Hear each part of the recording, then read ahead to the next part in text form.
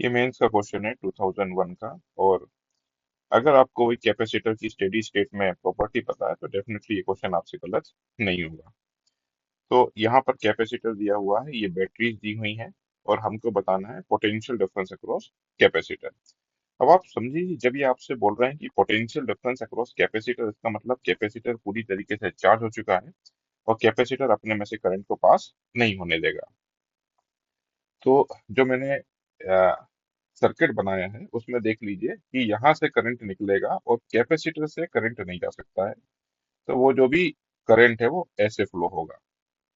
हाँ, आप ऐसे बोल सकते हैं कि मैंने डायरेक्शन ऐसा ही क्यों लिया है, क्योंकि आप देखिए ये V है और ये 2V है, तो 2V डोमिनेट करेगा, इसीलिए 2V के हिसाब से सर्किट में करंट फ्लो होगा।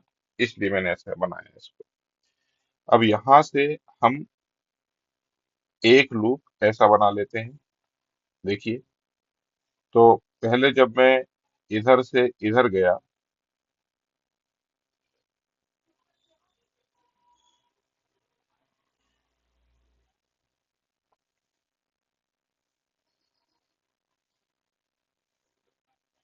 तो पहला लूप में जो है वो ऐसे बना रहा हूँ। जब मैं इधर से इधर गया हूँ तो 2 वोल्ट का इंक्रीमेंट हुआ है, क्योंकि हम लोग माइनस से प्लस की तरफ जा रहे हैं। फिर करंट की डायरेक्शन में जाते हैं तो ड्रॉप होता है, तो माइनस I × 2R। फिर हम करंट के डायरेक्शन में गए, फिर से माइनस IR का ड्रॉप होगा। और फिर जब हम यहाँ से यहाँ पर गए तो हम प्लस से माइनस पर जा रहे हैं, तो पोटेंशियल फिर से कम होगा, इसीलिए यहाँ पर माइनस लिख दिया।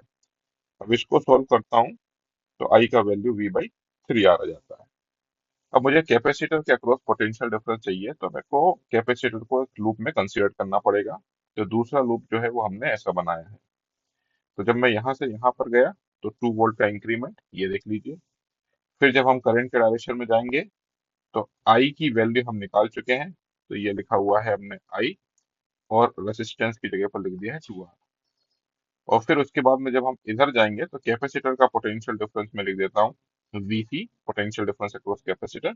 और फिर जब इधर गए तो प्लस से माइनस, तो फिर से पोटेंशियल कम हो जाएगा, V पोटेंशियल कम हो जाएगा, तो वो यहाँ पर लिखा है। अब इसको सॉल्व करेंगे तो VC का वैल्यू आएगा -V/3। प्लस और माइनस से सिर्फ इतना फर्क पड़ेगा कि एक बार प्लस माइनस यहाँ होगा, दूसरे में माइनस प्लस यहाँ आ जाएगा। मुझे उससे मतलब नहीं है, मुझे तो सिर्फ पोटेंशियल डिफरेंस पूछा गया है कैपेसिटर के अक्रॉस। तो potential difference is V/3, that means option C is correct. तो हर क्वेश्चन में हमको बस यही ध्यान रखना है कि अगर स्टेडी स्टेट है तो स्टेडी स्टेट में कैपेसिटर में करंट फ्लो नहीं होगा।